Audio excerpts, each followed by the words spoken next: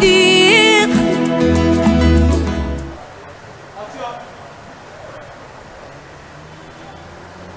Nous vous saluons tous dans le nom de Jésus-Christ.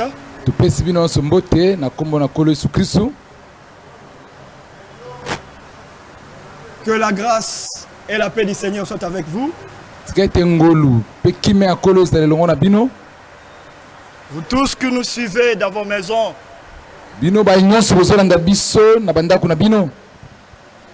Que vous soyez croyants ou pas. Que vous soyez chrétiens ou d'une autre confession. Nous voulons vous parler de quelque chose de très important ce soir.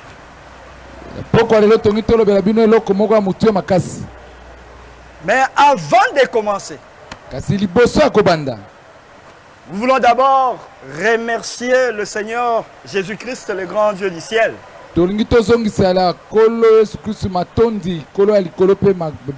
qui nous a donné cette opportunité de nous adresser à vous. Et nous voulons aussi remercier les hommes de Dieu, nos pères dans la foi, en particulier le docteur Kalo, qui nous a donné aussi cette opportunité de vous parler au travers ces ondes. Et nous saluons, nous en profitons aussi pour saluer nos frères qui sont dans le monde entier. Les frères qui croient à l'évangile éternel et qui sont dispersés au travers le monde.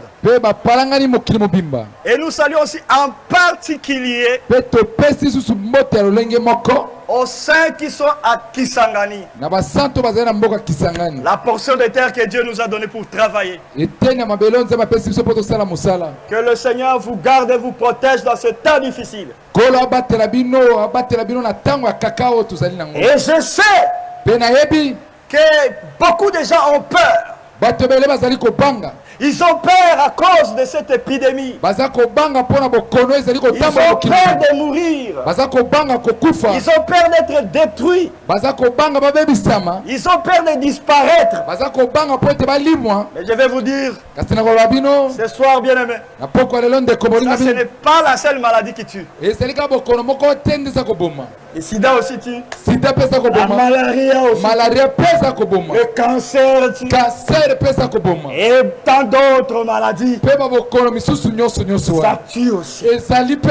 Ça tue le corps. Mais au contraire, vous devez avoir peur plutôt de ceux qui tuent, non pas seulement le corps, mais qui tuera votre âme. Si, du moins, vous ne vous cachez pas quelque part.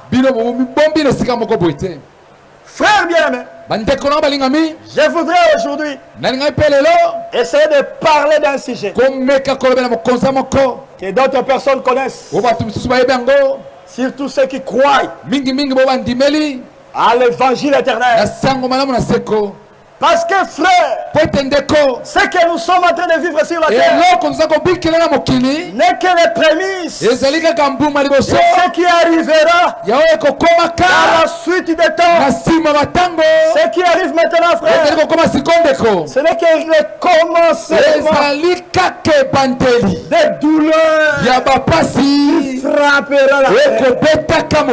Mais je ne vais pas dire comme disent les autres, cette épidémie, la frappe du Seigneur, loin de là, Dieu n'est pas encore là maintenant.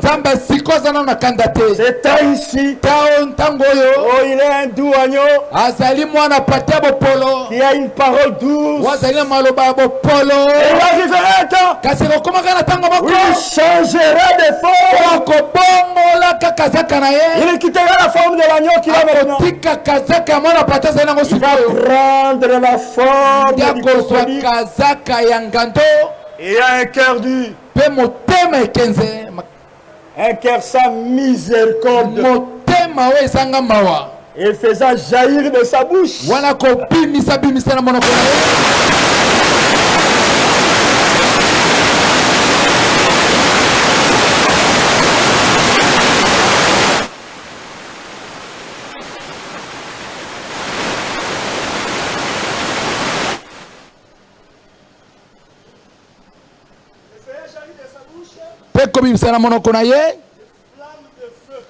Moto kopela.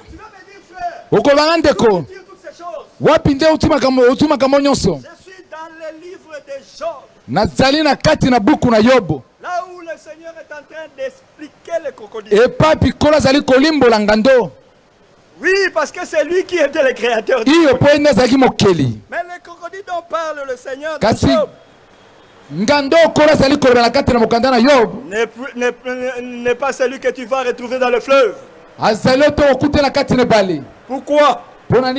Parce que c'est crocodile dont parle le livre de Job. Nous allons lire un peu seulement. Job 41.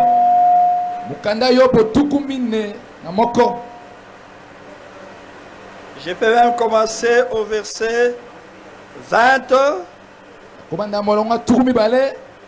Ensuite, je vais sauter pour prendre le verset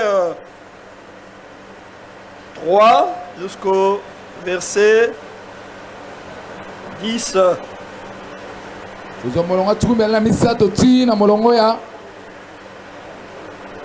On lit. Prends-tu le crocodile à la maison?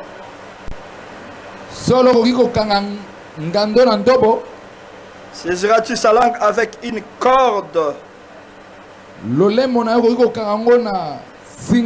Je saute. Je prends même à partir du verset 5.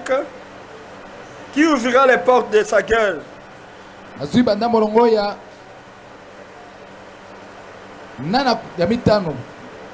Qui ouvrira les portes de sa gueule?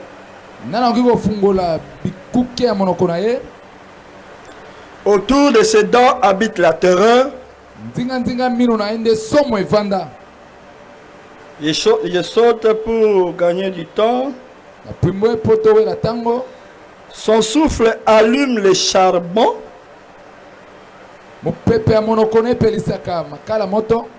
Sa gueule lance la flamme.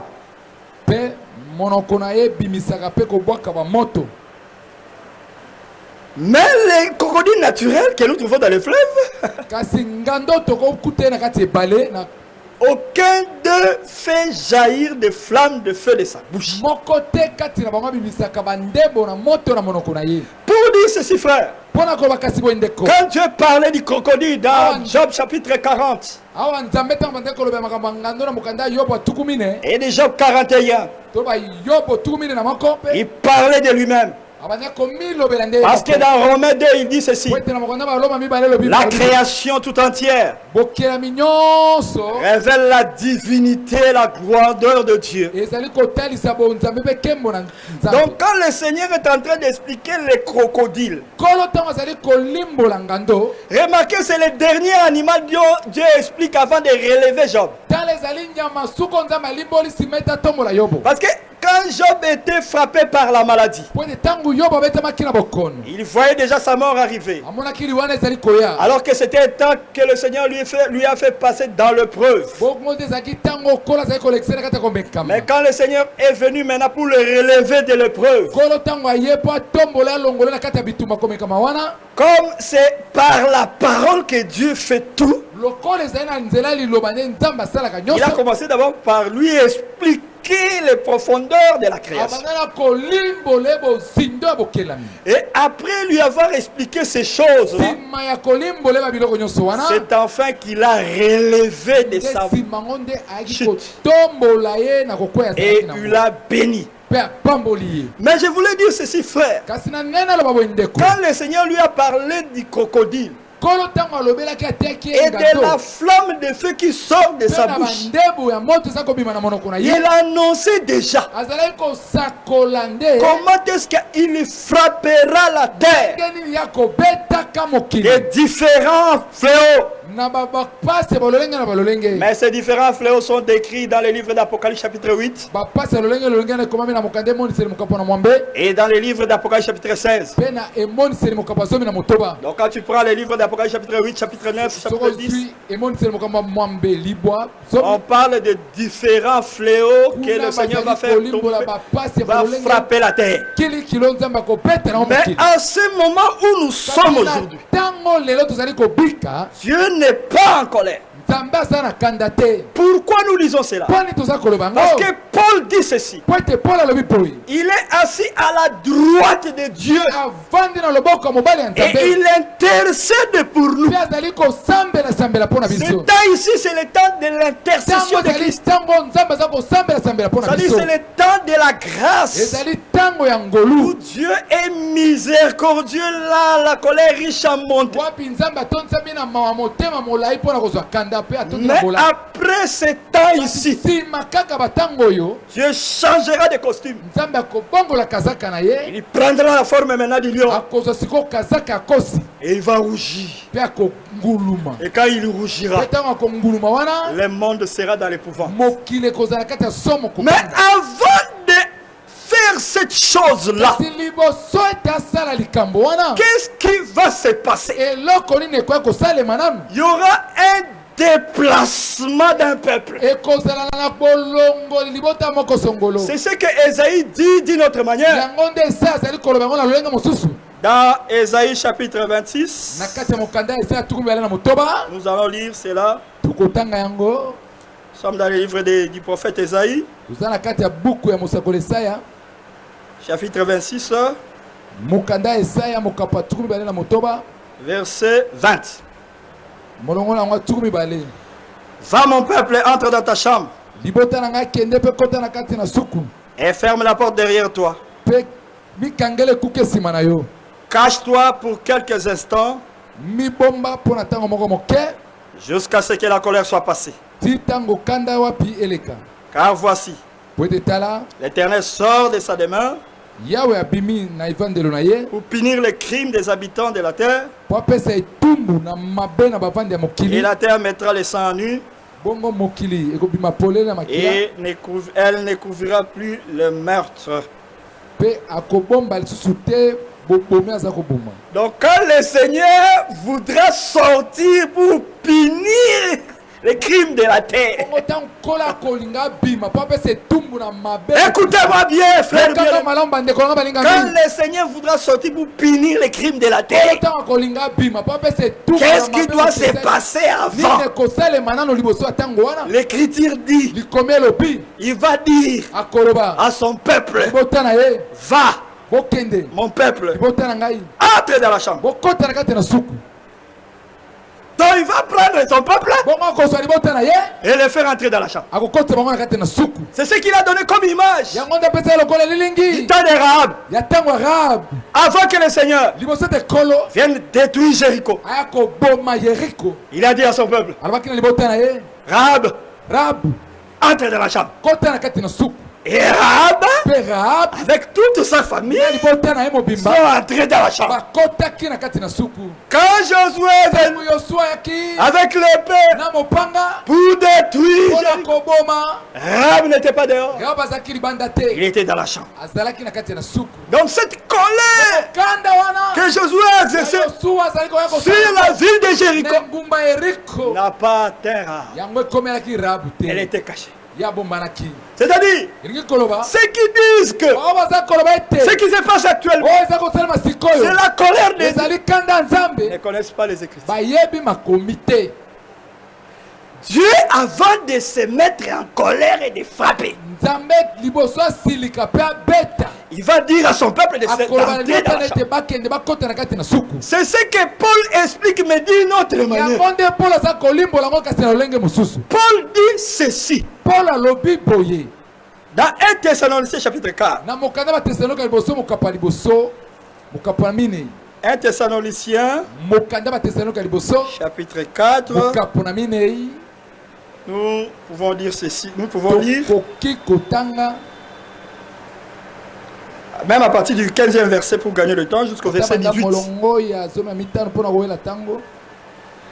Voici en effet ce que nous vous déclarons d'après la parole du Seigneur.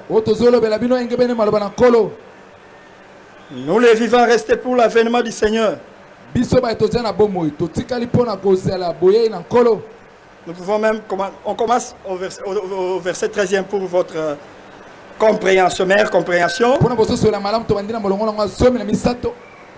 Nous ne voulons pas, frères, que vous soyez dans l'ignorance au sujet de ceux qui dorment.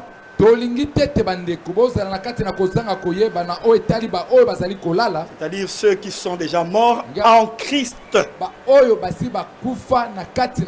Ceux qui sont morts en Christ dorment.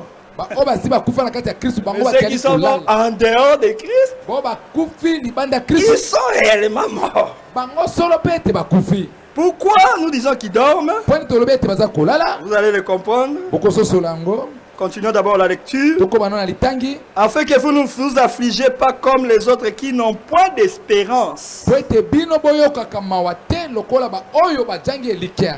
Toi, un enfant de Dieu, qui croit aux promesses, qui croit à la fidélité de Dieu, tu ne peux pas être paniqué comme le monde. Tu ne peux pas t'affliger comme le monde qui est dans la panique, dans la tourmente. Parce que toi tu es quelqu'un, tu as quelqu'un qui veille sur toi, qui te garde et qui a déclaré: je ne t'abandonnerai pas, je ne te délaisserai pas. Suivons la lecture. Car si nous croyons que Jésus est mort, qu'il est ressuscité, croyons aussi que Dieu ressuscitera, ramènera par Jésus avec lui ceux qui sont morts.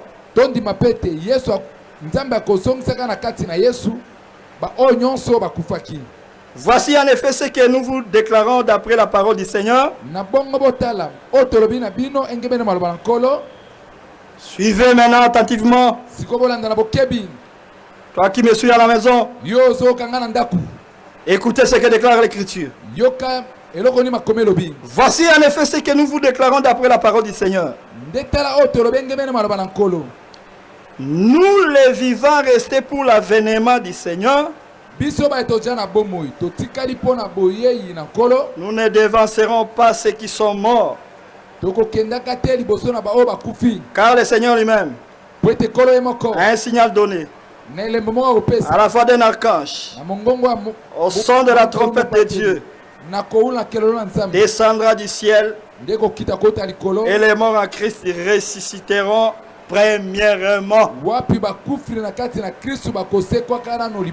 Ensuite, nous les vivants qui seront restés, nous serons tous ensemble enlevés avec eux sur des nuées, à la rencontre du Seigneur dans les airs.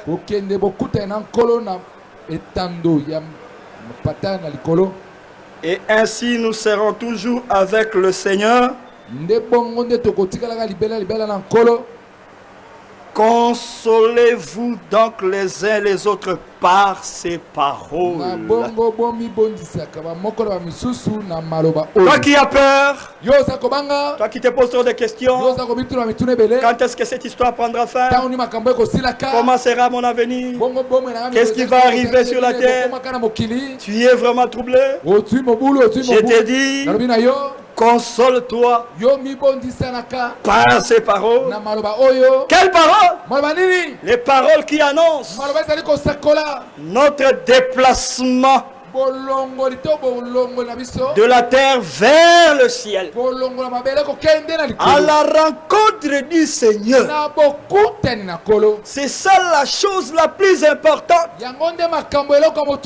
Parce que frère, lorsque le serpent brûlant était en train de blesser le peuple, Moïse s'est élevé avec un serpent de rein. Et il n'a pas dit au peuple de regarder comment les serpents brûlaient les morts. Donc le peuple ne pouvait pas rester en train de contempler comment est-ce qu'il est en train de souffrir.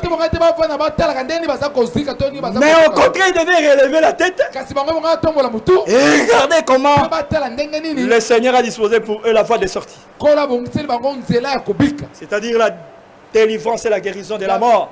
Parce qu'à ce temps-là aussi la mort a frappé. Mais les yeux du peuple à ce moment-là devraient être fixés sur la guérison, sur la délivrance.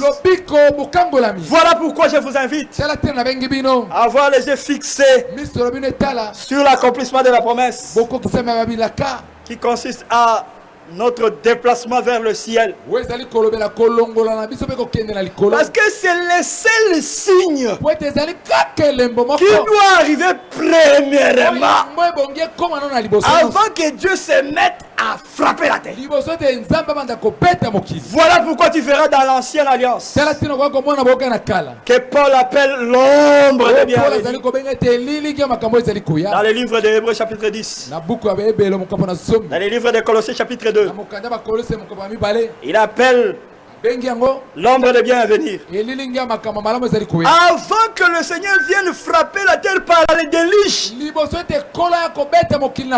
a eu d'abord un déplacement d'un homme. Un déplacement d'un homme seulement.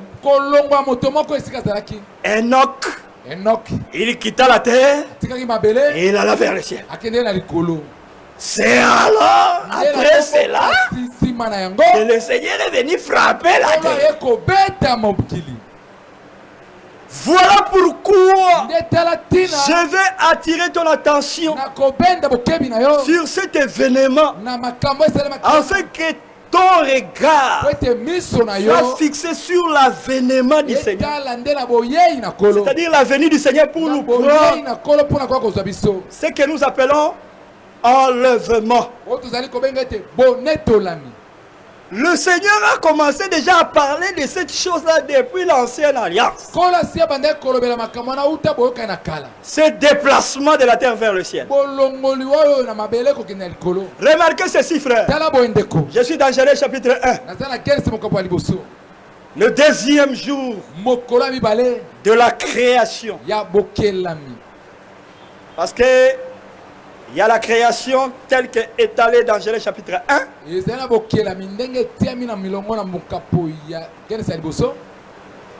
Qui est une création complète. Mais il y a d'autres choses que Dieu avait créées avant le jour là qu'il a étalé dans Genèse chapitre 1. Tel que les eaux. Même la terre, frère. Il n'était pas créé le troisième jour. Il est tiré de la terre des eaux le troisième jour. Parce que si tu lis Genèse 1, verset 1, l'Écriture dit au commencement Dieu créa les cieux et la terre. Et il ajoute la terre était informe. Elle était là, mais sans forme. Pourquoi? Elle était cachée dans les eaux. Quand elle sort des eaux le troisième jour, c'est alors qu'on lui donna la forme de la montagne, de la vallée et du plat. Donc pour dire ceci, frère, dans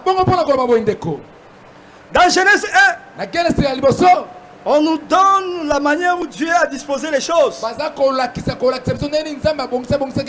cela est complété par d'autres livres aussi. Parce que, voilà pourquoi nous disons ceci, frère. Un prédicateur ne peut pas croire que lui, il a tout. À lui seul, il peut prêcher toute la Bible. Non. Nous prêchons, mais nous nous complétons aussi. Ce que moi je peux apporter aujourd'hui, une autre personne peut ajouter encore.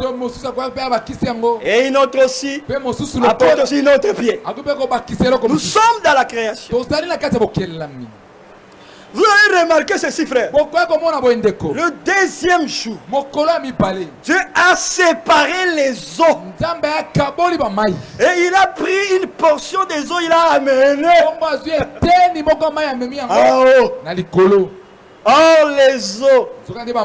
Selon l'Apocalypse chapitre 17, 15. Parle des peuples, des foules et des langues. Donc, ce mouvement de séparation des eaux annonçait déjà qu'avant l'apparition du crocodile, le 5e jour, il y aurait un mouvement d'une portion des eaux qui doit se déplacer.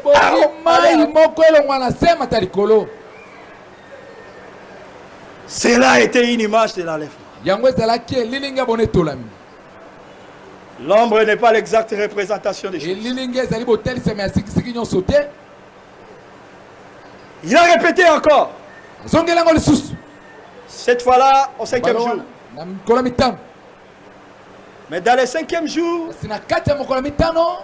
il y a eu un grand mouvement que Dieu a exécuté. Il commence d'abord par les eaux.